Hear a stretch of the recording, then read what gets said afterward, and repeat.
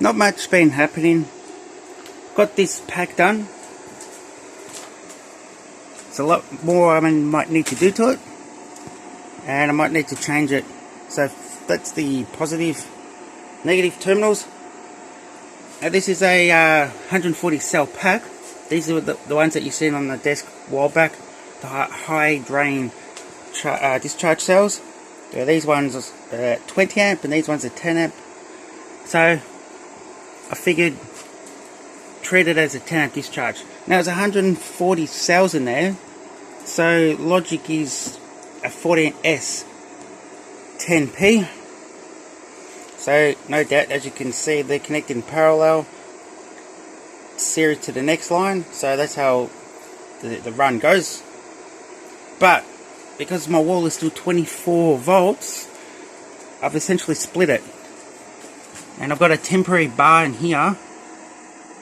That one there is because the first 7 cells is one pack, which is a 7S 10P, and that parallels to the next set. So it's not a 20P,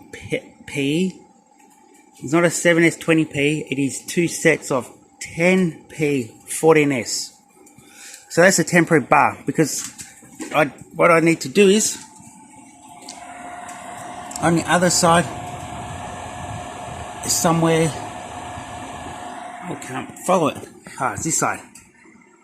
See how it doesn't link to here? That's where it breaks. So the idea is, when I do move to 48 volts, I can use this pack in conjunction with, merely by linking that in, taking this out, that will make it the 14S.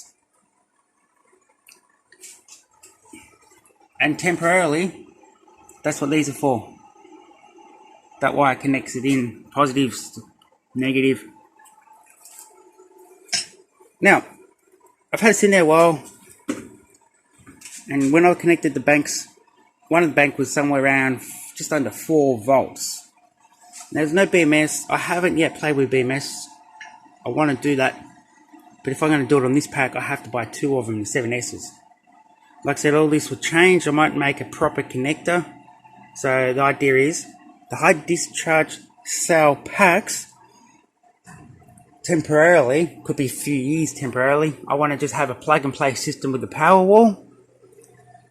But eventually, I like to make a go-kart, so therefore the pack is already done. The go-kart, I think the motors are 48 volts, so 14S.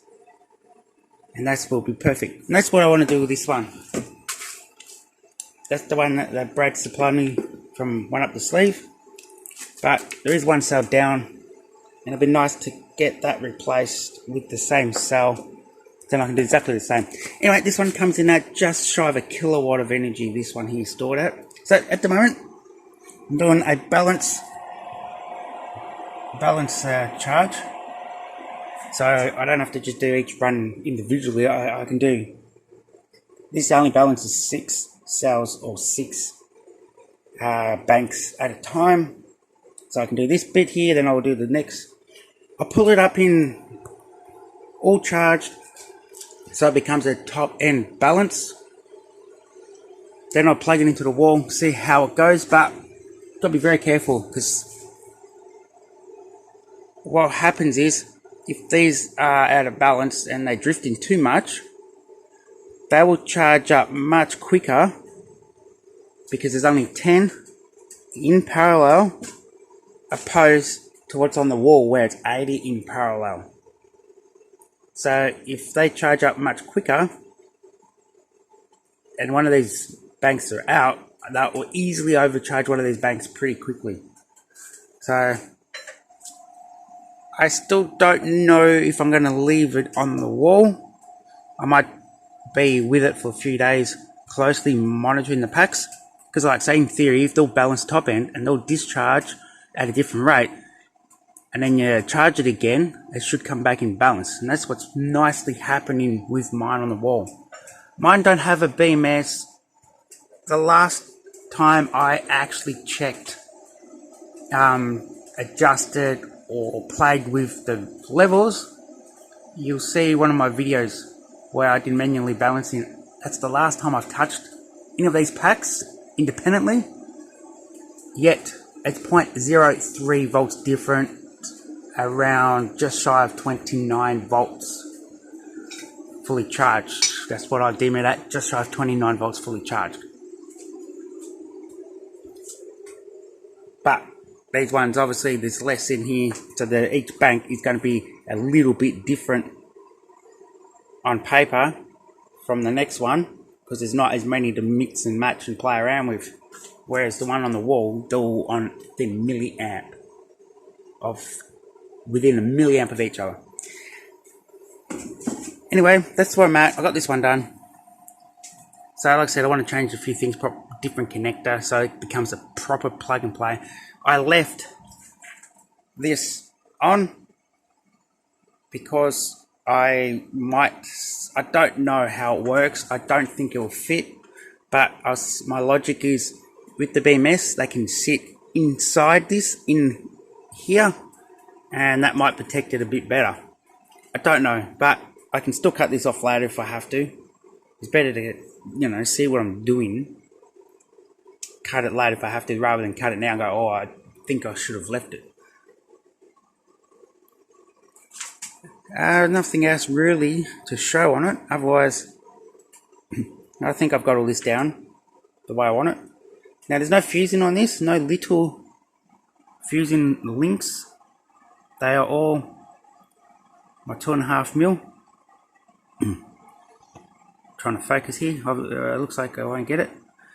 Now, there's no fusing because the high discharge cells 10 amps at the lowest one. So the fuses I use would blow one of those. So I'm thinking between here and the wall, I'll put the fuse in here.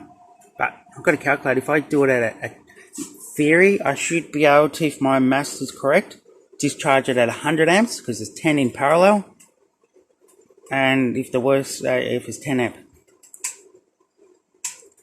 the lower one, based on that, I should be able to discharge this at 100 amp. That'll be good. That will work because the wall, if I have that at 10 amps dividing into the rest of those, well, the fuse will blow because the inverter can pull out 142 amps, divide it amongst all those packs. I haven't done my math on it properly yet, but I've got to consider that anyway.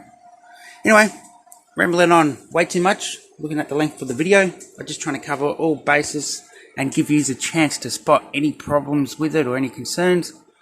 And once again, if you like what you see, please subscribe, drop some comments, and just help me along with my projects and all the support. And also trying to keep this camera a little bit more steady, a little bit more focused on one thing at a time. A comment I had was, I'm all over the place. Yeah, because I still got to put the camera somewhere, and I don't know where because I'm not shining on myself yet.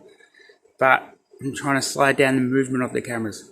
But thank you very much for that comment. I tried to reply. I could not find it, how to reply to it, but thank you for that comment. Most appreciated. Anyway, until next time, see you later. Bye-bye.